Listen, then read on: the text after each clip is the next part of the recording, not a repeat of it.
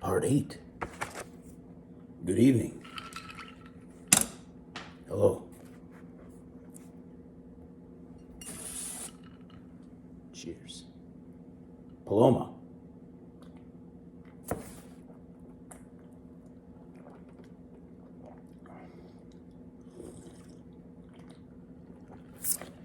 Very good. Quite cold. Ice tends to do that to a beverage, doesn't it? Cheers as well. From the land of sky blue waters. And water with bubbles. Great flavor. Waterloo, like the ABBA song. Excuse me.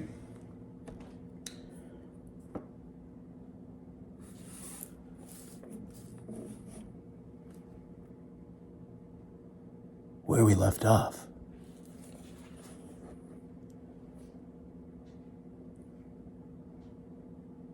Turn up the radio.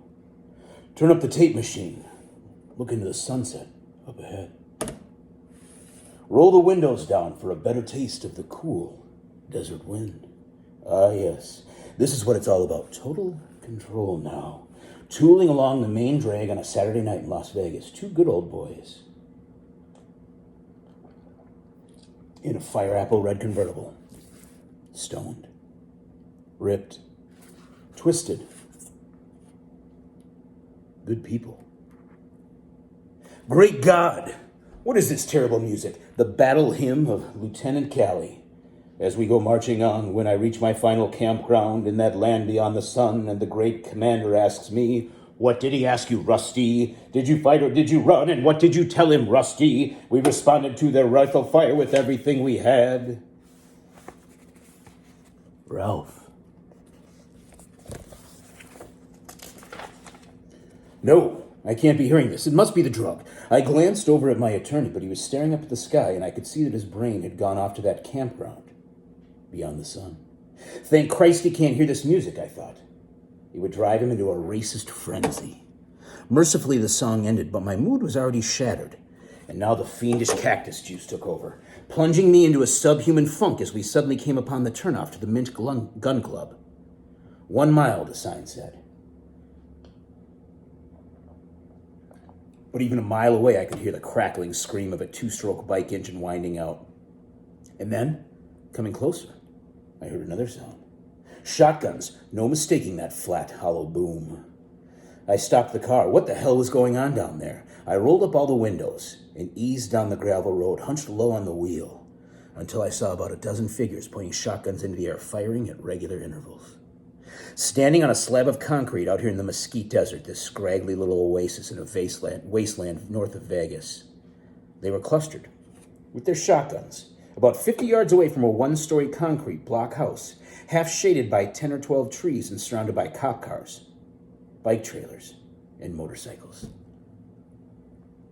Of course, the Mint Gun Club. These lunatics weren't letting anything interfere with their target practice. Here were about 100 bikers, mechanics, and assorted motorsport types milling about in the pit area, signing in for tomorrow's race, idly sipping beers.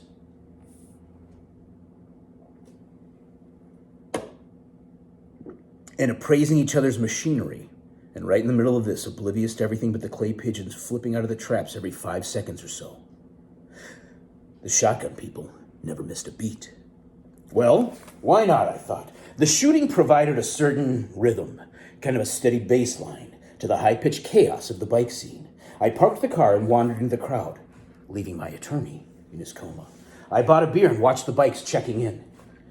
Many 405 Husqvarnas, high-tuned Swedish Fireballs, also many Yamahas, Kawasaki's, a few 500 Triumph Makos, here and there a CZ, a Persang, all very fast, super light dirt bikes.